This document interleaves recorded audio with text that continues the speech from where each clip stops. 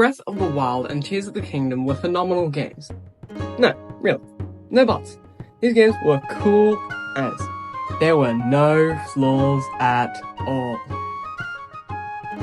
But the dungeons left a fair bit to be desired, as well as the story. And many classic Zelda fans are asking for a classic 3D Zelda experience, and I've come to deliver a concept. But before I delve right in, I'd just like to humbly ask for your subscription. Yes, subscription. Also, please keep the comments up. I love engaging with you guys. Anywho, sit back, relax, grab a snack, and let's delve right into The Legend of Zelda: Soulless Shadows.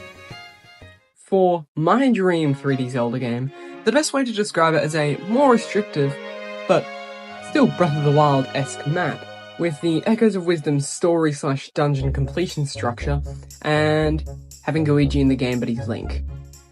You know, from Luigi's Mansion 3, whatever. Link will be able to separate himself from his shadow, which would allow for interesting boss fights, puzzles, and what I've wanted for ages in a 3D Zelda game, multiplayer, such as 2-player story mode and, you know, a post-game.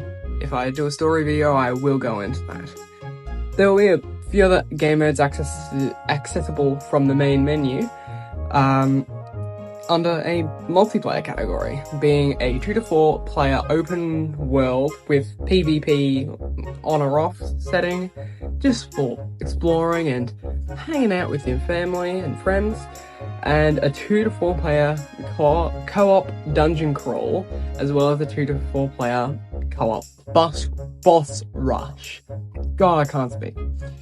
But that's beside the point. Well, actually, I guess it is the point, but anyway, I would like to dive into some ideas for the main game I had thought of.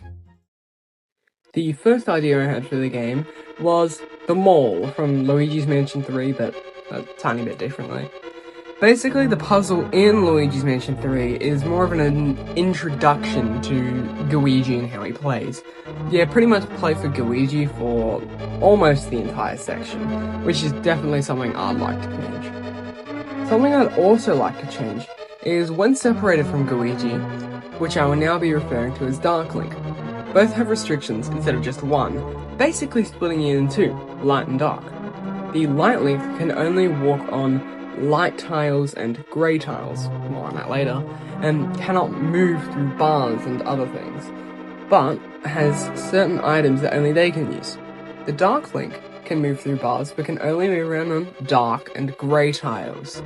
This means that the two versions are forced apart unless they combine to become the main Link again, or they're both on grey tiles. But before we get back to the puzzle, I'll just quickly explain the different tiles.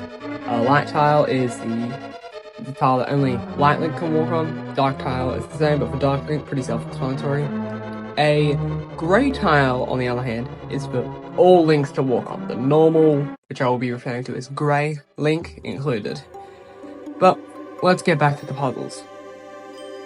For example, let's just put this right in front of a boss key, and you need to press 4 buttons to open the chest. Light Link can enter 2 rooms, and Dark Link can enter the other 2. There will be a series of tasks, like the classic push boulder onto the switch, which will open certain things in other rooms, such as paintings, until eventually the chest opens. Another thing this Light and Dark Link duo can lead to is interesting boss encounters, which in Luigi's Mansion 3 wasn't handled too well in my opinion. In Luigi's Mansion 3, bosses either A, didn't use Luigi, B, you only played as Luigi, or C, the boss was more designed around a puzzle rather than combat, so it was safe to play as either for the respective sections, and you had no threat of damage. A solution to this would be bosses simply switch to who they're targeting on, or that the other Link is in a sort of autopilot. However, this may lead to some issues, so let's just stick with the target switch system. If a boss is a gravity manipulator, let's say Light Link and Dark Link get separated and cannot join back. One is on the roof, and for the other, they're on the floor. Different gravity, never in the same place at the same time. The boss could be weak to the bow, which in this case would be a light item. Grey and Light Link can use this item.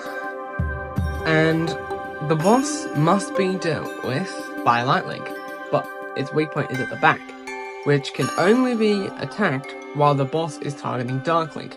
And even furthermore, the boss can be extremely mobile, so you have to wait for a specific attack to start its wind up before you'd have to shoot.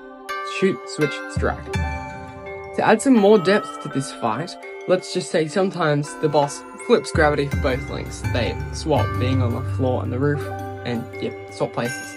And the different floors have different gimmicks, such as one floor being partially poison, the other partially water, etc, etc. This would mean you'd have to make sure neither of the links are in places to jeopardize the strategy.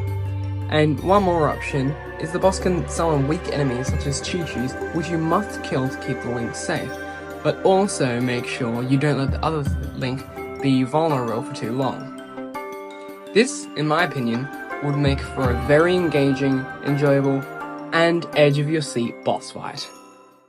This, however, marks the end of my video. I hope you enjoyed my concept for my dream 3D Zelda game. Next time, I'll delve into the way items work within this new style, so make sure you're subscribed with notifications on for that. But until then, ta-ta for now.